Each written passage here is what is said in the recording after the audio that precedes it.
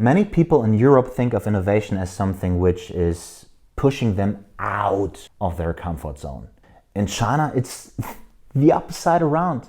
If we want to understand the technological development in China, then we have to look everywhere where the Chinese are being very active. Today I have a very special treat for you guys. A few weeks ago we had the opportunity to interview the founder of Glymz. Glymz is a startup that helps companies identify what relevance your product or service has for the Chinese market and if these products and services are even relevant among Chinese online shoppers. In this interview, Daniel explains China's increasing influence in the world, and particularly on Germany, why we should look to China and not Silicon Valley, why the Chinese are so far ahead of us in terms of technology, and finally he tells us if we should be afraid of this development.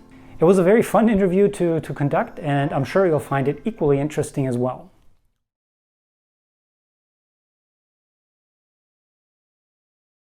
I would argue that we still also need to look to Silicon Valley. I mean, Silicon Valley is still home to the largest tech companies in the world, and a huge part of the digital revolution is still driven by companies from the Valley.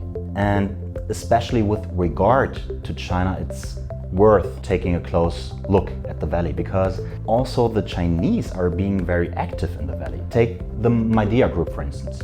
In Germany, they are well known because of the acquisition of KUKA, but as the very first home appliance manufacturer ever, they decided to set up a research and development center in the Valley with a special focus on artificial intelligence, robotics and sensors. And that was 2 years ago. So the company is investing astronomical amounts of money in expanding its AI expertise. And the 𝗻idea Group obviously believes that Silicon Valley is still the perfect place to work on solutions for AI-driven human-computer interaction solutions in the field of home appliances. So the point I'm making is, if we want to understand the technological development in China, then we have to look everywhere where the Chinese are being very active. And that does also include countries outside of China and in specific Silicon Valley. I think there are three main reasons for China's success. Let's start with the most obvious one and take a closer look at the sheer mass of people we are dealing with here, okay? So if only 1% of Chinese entrepreneurs are going to build companies that are successful on a global scale, then we're talking about 800,000 companies, okay?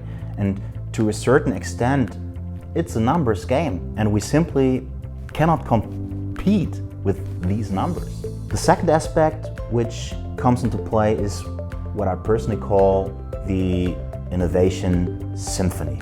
If we think of innovation as a symphony, let's start with the conductor, okay? The conductor is the person at the top. In our case, Xi Jinping.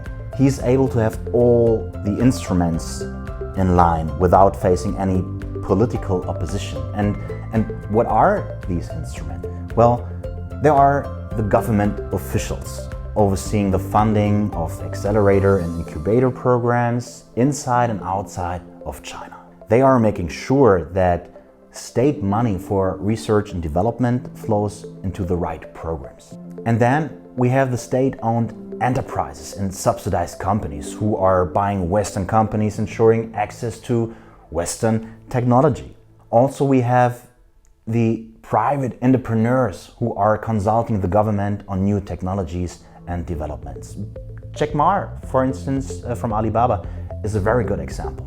And then we have the audience, the Chinese people who are happy to listen to the symphony and try out new things and technologies, which is, from my perspective, the most important point of all. I'm entirely convinced and sure that you can forget about everything you've ever heard, including everything I just mentioned, okay? And here's the thing.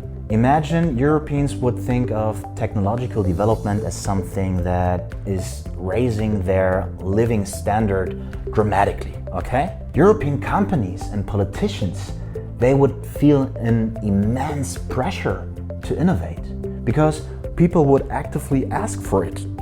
For Chinese people living in the countryside, for instance, e-commerce applications on smartphones came along with a completely new standard of living, a standard of life quality which was unthinkable till that point.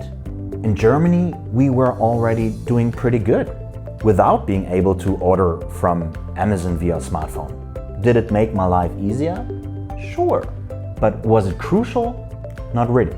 So many people in Europe think of innovation as something which is pushing them out of their comfort zone. In China, it's the upside around. Technology is pulling people into a comfort zone they never experienced before. The very core of what I'm saying is this: the future is not about technology. It's about people's emotional open-mindedness towards technology. No, not a chance. None of what I've just mentioned is transferable in any way to Germany. Thank you, Daniel, for sharing your views and insights about China with us and my LinkedIn network. Also, thank you again for taking the time out of your very busy schedule to conduct this interview with us. And what do you think? Do you agree with what was said, or do you think we should actually be afraid of China's upcoming economic dominance? Let us know in the comment section, and if you would like to know more about Daniel Lachmann or his startup, he's actually only one click away. I've already tagged him in this post. And if you enjoyed this video, don't forget to like, share, and follow me on LinkedIn so you don't miss the next videos. And if you found this video helpful, tag someone you know or think could profit from this video as well. And should you have any other ideas or topics that we should cover in one of our next videos, please let us know. Until next time, see you in the next video.